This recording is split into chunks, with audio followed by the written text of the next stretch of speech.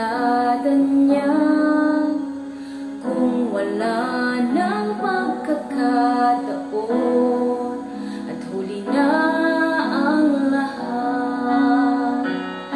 At kung ang araw mo'y lumipas na, makuha mo ba kaya siya ay paglingkuran?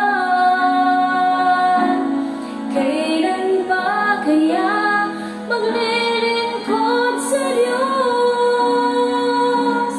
Kung hindi ngayon, kailan pa?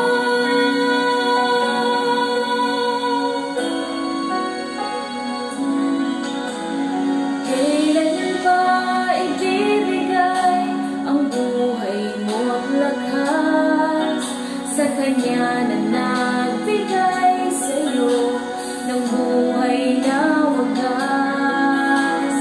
Ang pangalan niyang banal, kailan itatanya kung wala ng pagkakataon at huli na